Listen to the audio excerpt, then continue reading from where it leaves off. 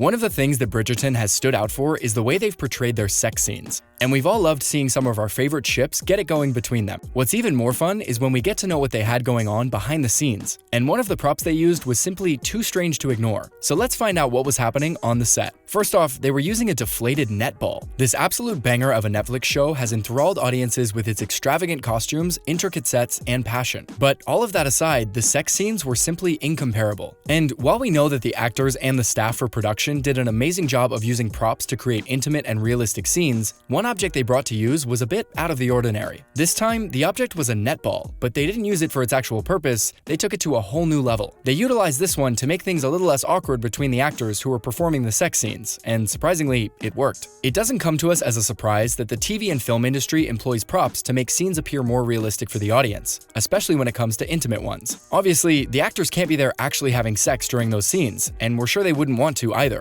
But the shocking part about this one is that even a big-budget series like Bridgerton tends to get creative and use everyday items rather than splurging on expensive tailored props. And learning about this has honestly been entertaining. Not just that, but it's pretty relatable and makes us feel a lot better about how a show that's wholly based on royalty is doing things like these to maintain its slightly hilarious undertone. Coming up, how exactly did they use it? Now, we know you guys might be wondering about the technicality of a material like this, and we're here to help you figure it out. There's a rule that has always existed when it comes to the filming of sex scenes, and to make sure that the actors remain comfortable throughout, it's mandatory to have at least 3 protective layers between them. This ensures that none of their intimate body parts come in contact with each other, but we can probably imagine that things don't always work out when 2 people are that close in contact with each other, which is probably why the Bridgerton team thought of a netball. Now, this ball was placed between the 2 people who were acting, and not only did this create a fairly reliable barrier between the actors, but it allowed them to move a lot more freely without caution. And if you were wondering why the sex scenes turned out to be so realistic, now you know. It's surprising how much a good comfort level can change, and we're glad that they found this little hack to keep things running. What's more is that we know how the actors have this off-screen chemistry between them, and all of them have a lot of fun together on set. With most of them goofing around and making each other laugh, we're sure that this just gave them another thing to laugh about together, and that's probably why the couples always looked so good on screen. Moving on, where were the sex scenes in season 2? Now that you know the mechanics of netball, you might be trying to remember the last time you saw a sex scene in the 2nd season. Well, there weren't many to begin with, so it might be confusing figuring out where they must have used the netball. The show has its intimacy coordinator, Lizzie, who talked about this. It's true that there was barely any physical intimacy on screen, but that didn't mean that they didn't shoot the sex scenes. What happened was that they filmed a lot more scenes showing intimacy than they added in the final cut. They just didn't feel that the story needed that sort of intimacy later on. And this has been one of the most major complaints that people had against the show's 2nd season, considering how people had started to expect certain things that they never got to see. Still, Lizzie defended it by saying that they wanted to give their absolute best, and to them, it seemed like a better choice to focus more on the characters and their stories, rather than what they like doing in their alone time. And honestly, that does seem like a pretty nice approach, since it sets the 2 seasons apart in the kind of vibes they had. While the 1st season is provocative and flirty, this one's about the characters exploring themselves. But considering how the team has figured out the netball hack, we're sure we've got more sex scenes coming our way in the seasons that are yet to come, so stay ready. Now, let's rank 4 of the steamiest scenes from the show. First off, number 4 is when Kate and Anthony finally did it. By this point, everybody was dying for something to happen, considering how 7 episodes had passed and all we got was a little tease now and then. At last, to our delight, we got a sex scene 43 minutes into episode 7, as the 2 stumbled into each other in the garden after dark. They met beneath a canopy of vines and dense flower clusters, which were all crowded by Roman statues, romantic lit candles, and soft settees. Well, we know that the environment was actually irresistible, but realistically speaking, none of this was reason enough to make love under the sky, just a few feet away from their families. But as you might have noticed, it's the forbidden element that made these scenes so fun to watch. At first, they just shouted at one another for a few moments before Anthony gave a passionate speech about his scary, unwelcome desire for Kate. Now, this was excellent because we could all tell where it was going, as it was all shortly followed by Anthony sniffing at Kate's neck. It may sound creepy in words, but damn, it was hot.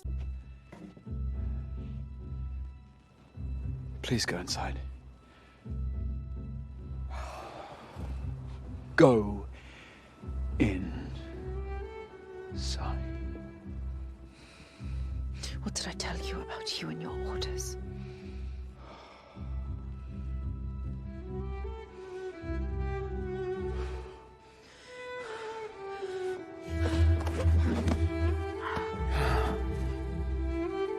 After that, as always, things went south, and it was all a steamy affair of forbidden desire. The whole thing lasted a while, and to be honest, after such a long wait, the whole scene was quite rewarding. We finally got what we had been waiting for all season. Coming up at number 3 is Daphne's solo sex expedition. It was all pretty weird that the women in the show had near to no knowledge about how sex worked. They didn't know anything about what a couple did at night after marriage, and the most they knew about was a kiss. Since nobody wanted to educate women on such matters before their marriage, Daphne ended up confused when the Duke suggested something sexual. She then probed him to let her in on whatever these secrets were, even though she was still pretty shy about it. That's when the Duke told her to try touching herself, and wherever it begins to feel good, she can continue with that. And obviously, looking at how she was head over heels for him, she did as she was told. Not just that, but while she was at it alone in her room at night, her mind wandered off to thinking about the Duke alongside her, touching her back, and we got to see some of the steamiest montages through her mind. This was one of the earliest indications of just how steamy things were about to get between the two, and that's why it's ranked amongst the steamiest scenes in the show, because not only did it give us insight into Daphne's suppressed sexual feelings for the man, but it was also a pretty hot scene on its own. Following up at number 2 is the garden makeout. It's clear that the creators love situating their intimate scenes in gardens, and that's exactly what they did during the first ever kiss between Daphne and the Duke in the first season. This is when Daphne left the ballroom to go outside, and the Duke followed her there in the middle of these bushes that looked like a labyrinth. It was all dark and hazy when the two were there, and we'd all feel that something was about to go down, and it actually did. The two kissed, and we saw all the places the Duke's hands wandered. From her legs to her breasts, the man wanted to leave no place unexplored. Come back to the party.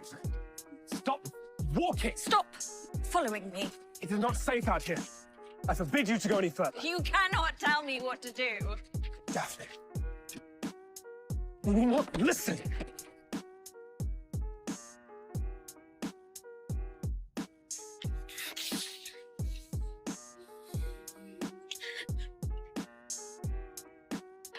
My most sincere apologies.